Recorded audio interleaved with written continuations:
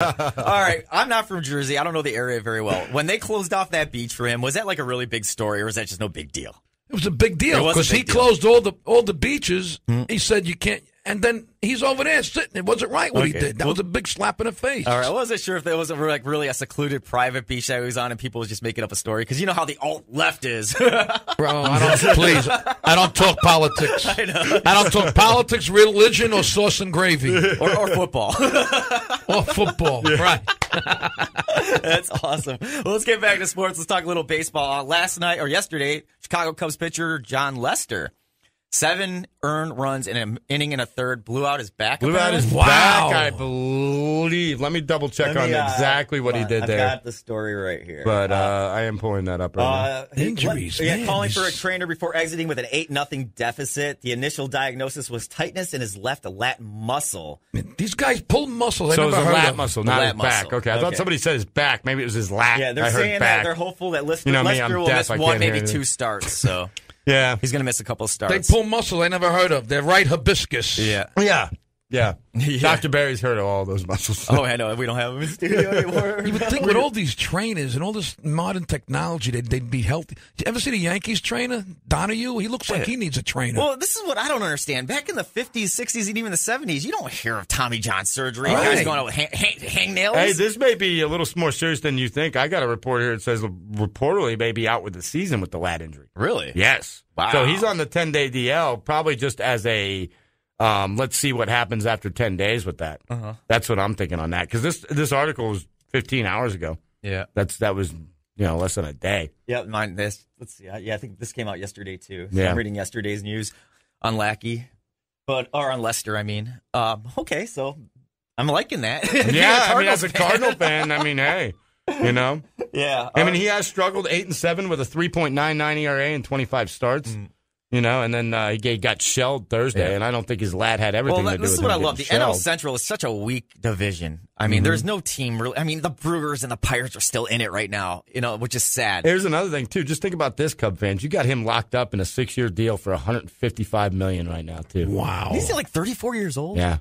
God, why would you lock up a pitcher that long? Is he a cancer survivor? Yeah, when he was with the Red Sox. Yeah, with the Red Sox, yeah. Yep. It was in his neck, too, wasn't it? I think it was in his arm. Was it? I thought. And who's the other guy that just came back from the Rockies that had cancer? No, Gray. the kid maybe I got the wrong team. I was going to say the Pirates. Talion? Oh, it's not Italian. He had testicular cancer with the Pirates, yeah. Yeah. Yeah, I mean, he's pitching pretty well, too. Yeah. But speaking how are the Cubs doing? They're real bad now? No, they're in, first place by a game and a half over the Cardinals. Game and a half over the Pirates, or the Brewers. The Cardinals. Brewers and Cardinals are tied. Cardinals won last night. They beat Pittsburgh. I got the standing. That was a great story. The Cubs deserved it. 108 years. We said that, too, as Cardinal fans. How could you not root for the Cubs that year? Because it's tradition to root against the Cubs. I was rooting for the Indians the whole way. I'll be honest with you. I deep down, I think I was really rooting for the Indians, to be honest with you. Brewers are a game out. Cardinals are a game and a half. So now are the Indians the next team as far as who's got the longest drought for World Series? Oh, God. Is it? It is. It's the Indians, right? Yeah, it's the Indians. Yeah. Mm-hmm. And they have a 5.5 game lead in the Central. And then they're like 55 years or whatever it is with them, isn't it? 65 years. That's longer than that. They went to the World Series in the 50s and lost, I thought. I know it's been a long time, and then of course they lost to the Braves, giving the Braves their only championship. Man, the Braves dominated in the 90s. Yeah, I mean, I was there. I watched them pitch. What a pitching staff! Maddox, Glavine, Smoltz. I'll even throw in Kevin Millwood in there. Wow. Yeah, even Steve Avery, even though he went 2-11 his rookie year, he was a sensation. Yeah, I loved the Braves, watching them play. And Mark Wohlers, when I remember him for a couple of years there, he was phenomenal. What made me want to watch the Braves, because I was a diehard Cardinals fan growing up, and when they signed Terry Pendleton to play third base, and he became the MVP of that team. I was like, that's when I started watching a lot of Braves baseball, and actually started attending a lot of games too. Because when I lived in Atlanta, it's only $5 to go to a game to sit in the upper deck. They were a lot of fun to watch back then. Too. $5? When was this? Well, back in the mid '90s. 48 was the last time. 48. You got to take out a loan to go to a Yankee game. Know. And the best part is because those games were always broadcast on TBS. After like the third or fourth inning, if those seats weren't taken behind home plate, they'd encourage you to move up from the upper deck. They're like, "Hey, go on down." You can go to a Rays game for like what, $15 for the cheap seats? I know on Fridays they do a special where it's a 7-Eleven special. They're in partnership with them, so $7.11 get you into a Friday night game. Yeah, but nobody goes to the Rays games. Yeah, because of that stadium. Even the manager, remember Madden would always complain. Like we're in the playoffs and there's nobody here.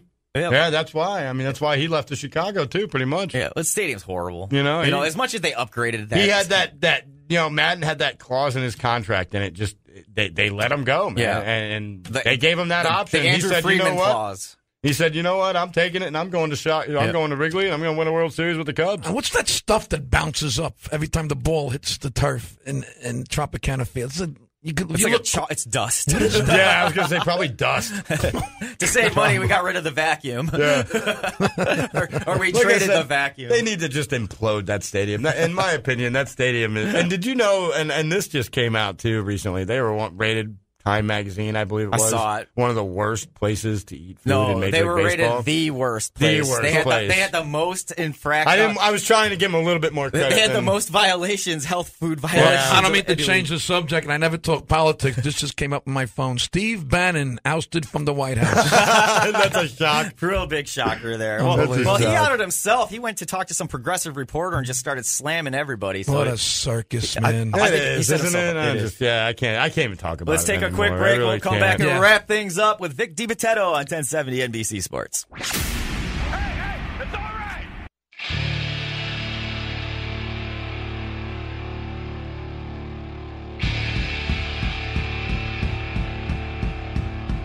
Welcome back to the Larry Timko Show on 1070 NBC Sports with Vic Dibitteo in studio with us, performing at Visani's all weekend long. And also we got Charlotte County High School football kickoff classic tonight as the Hardy Wildcats take on the Port Charlotte Pirates. You can join myself and Jeff Briscoe tonight at 7:15 for that game, and the kickoff at 7:30. So we get ready to wrap things up. I know, Bill, you're a big Bucks fan. I watched some of that game last night. Yeah, I watched the first half. I didn't watch the second half. I just watched the first half. Well, that's all I needed to see. That's all you needed to see because Jameis Winston played the entire first half. And that's why I watched the entire first half. 21 out of 29. He was awesome. He looked great. Not only that, the offensive line, I've got to say this right now, especially Sweezy. Yeah. J.R. Sweezy on the right guard there. Man, they look good. They look real good. They play like that. I'm confident you can put Jacquez Rogers back there the first 4 weeks. I'll tell you what, though, be all right. I'm still not confident in the kicking game. I'm all right with it. I'm happy that. Isn't that funny though? Nick Folk misses the first extra point, gets blocked. Yeah, that's not his fault. Yeah, still though. That wasn't his fault. I just think that's a bad omen. No, he made the 35-yard field goal later on. So hey, I'm all right. And he made another one after that too. So yeah, Aguayo could have made that. Yeah, Aguayo would have missed both those field goals. So yeah, he would have. So I'm good. I'm good with that. He's Chicago's problem now. Hey, he's Chicago. You ain't kidding, man. He's Chicago's problem now. I mean, the only thing I regret is we gave up a second-round pick to get him, but thank God we got talent on this team to back it up a little bit. So I still think Dalvin Cook is going to be the NFC Rookie of the Year. Well, the Jaguars looked horrible on offense. They got a serious quarterback. Hey, how about your boy Blake? You still think he's going to rebound this year? I won my championship last year with him at quarterback. Hey, you know what? I'm going to make a prediction. He's not even going to be the starting quarterback on that team when the season starts. Well, it's not going to be Chad Henne either because he didn't do nothing. Chad Henne's going to win that job. He did almost as worse as Bortles. Bortles couldn't hit a broadside of a barn last night. At least Henne could do that. You hear what Gruden said about him, though, right? Yeah, he said he's horrible. Well, say he needs to go to the bench. Yeah, and watch a little bit. Yeah, and watch exactly. That's exactly what I'm saying. Yeah. I agree. I actually agree with Gruden. Now, I don't agree with Gruden that much, but I agree with him on that. Well, my issue with Bortles right now, he's got David Carr syndrome. Remember, he's been sacked way too many times over the last 3 years. In fact, he's been sacked more than any other quarterback over the last 3 seasons, like 120-something times. Maybe the problem in Jacksonville lies within more of the offensive line than does the quarterback. And you remember Carr with the Houston Texans, man. He would get hit on every single play, and he was a shell of his former self after 3 seasons. He was done. He couldn't play quarterback anymore in the NFL. Look at what happened to the Bucs. Always flinching. Look at what happened to Ryan Griffin, the Bucs' third-string quarterback that they drafted out of Penn State last year in the first preseason game with Cincinnati. I missed it. They couldn't protect him. And he just kept getting hit, and then he hurt his shoulder. He's out for a month. Oh, wow, okay. So the Bucs are without their... Fitzpatrick had to go back in and finish that game. Thank God he didn't get hurt. Oh, he looked horrible yesterday, too. He looked terrible. That's why he's a backup. That's why it's amazing to me. Hey, I'll be honest with you. Ryan Griffin, I think he would have won the backup job. I think him getting hurt in that game against Cincinnati costed him winning the backup job because I think he would have won it over Fitzpatrick. And another thing, too, in Hard Knocks, did you see Fitzpatrick and Jameis talking about eating a hot dog? No. And Fitzpatrick tells him, he's like, look, just don't eat it on the sidelines. Don't pull a Sanchez. And Winston looked at him like, what? He's like, yeah, don't pull a Sanchez.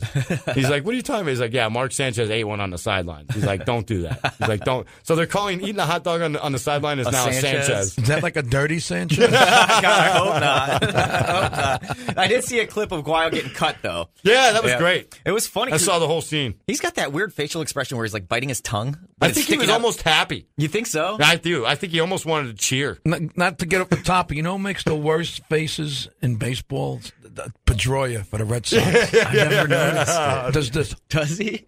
He does do a lot of weird. I'm sorry. I'm just enjoying watching you two go back and forth. You guys know your stuff. You saying that actually. How annoying! He's a great player, but I just want to slap him when he does that. Now that you say that sticks in my mind. It's rare to see a Yankee fan give Red Sox credit for anything. I'm a realist. With the exception of 2009, the Red Sox have owned us. Yeah. Mm-hmm. And a lot of the Yankee fans give me crap for that. You know, I'm a realist. They can't.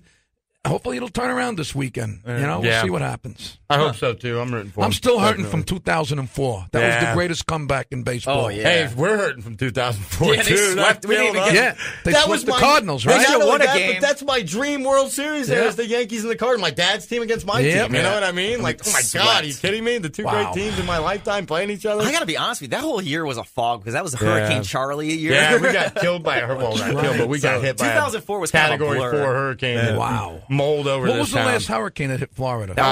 Well, the last major one was that one. Yeah, I think so. I mean, we've had there was like Ivan and Francis and that one that year. Charlie, that year. Katrina hit us. Yeah, Katrina. But not really though. I mean, that was more. It blew right over us as like a tropical storm. Did you guys get affected by Sandy? That was the one that killed us. No, that went right up the coast. Yeah. The ones that go up the East Coast like that miss Florida because they catch those drifts. Those fronts. Yeah. And it pulls them right up El into Nino, La Pinta de Santa Maria, whatever the hell it is. I actually remember last year Notre Dame played in a hurricane. Yeah, they did. I do remember that, actually. That's why Brian Kelly's the stupidest coach ever because he had him playing out of shotgun formation and the center couldn't just snap the ball because the ball would fly away. Oh, that was killing me to watch that game. Kelly's going to get fired this year. He probably will. He's horrible. He probably will. He's horrible. I don't know how Notre Dame deals with him. There's some controversy. Actually, we'll talk about that Monday because there is some Brian Kelly controversy. Are you a Cowboy fan or you just like the hat? No, I'm a Cowboy fan. Okay. Yeah. I love Notre Dame, but Brian Kelly's, I don't know. I liked him at first, but the last couple of years he's really gone. Who's favored this year to win the Super Bowl? To win the Super Bowl? Oh, got to be the Patriots. Yeah, I mean, you have to. Yeah, of course. Oh, they restocked. They got Brandon Cooks now. He's the best wide receiver they've had since Randy Moss. I will say this though, running game's gonna take a hit though. My dark horse team that I like though, and I'm going to say this right now, and I'll tell you, my dark horse team, and everybody will laugh at me about this. I think if there's one team that can really maybe give them a run in the playoffs, if they can get there, is Tennessee. Titans. I think the Titans, with Mariota and Murray and that high-powered offense. It would be fun to see a Marcus Mariota, Jameis Winston Super Bowl. I would love to see that. Two quarterbacks that went 1 and 2 in the draft. That would be fun to see. I would love to see that. That's the other thing I was going to say, too, is in the NFC, I do like the Bucs a lot. I got a question for you. Obviously, you could tell I'm not a big football. I'm like the only guy on the planet that doesn't really follow football. Yeah. But does it really matter if the football is deflated or not? Is that going to change? You can throw it more accurate when it's deflated. Yeah, it doesn't settle on you as much. I mean, I don't think it makes that big of a difference, though. To be honest, I mean, every quarterback that plays in a Super Bowl does that to their footballs. Yeah. Brad Johnson did it when the Bucs won. So if we're going to complain about Brady doing it, we got to complain about our only son. I'm not going to do that. Right. All right. I just want to remind everybody that Vic Dibitteo will be performing at Vasani's all weekend long. Are you doing 2 shows or 1 show tonight? 1 tonight, 2 tomorrow night. 1 tonight, 2 tomorrow night. For tickets, log on to Vasani.net or call 941-629-9191 to make your reservations. Always a good time. And also don't forget Charlotte County High School football tonight at 7:15 with myself and Jeff Briscoe. For Bill Siebert, Vic Dibitteo, I'm Larry Timko. If we don't see you in the future, we'll see you in the pasture. Say ya! Woo! An estimated 18 million Americans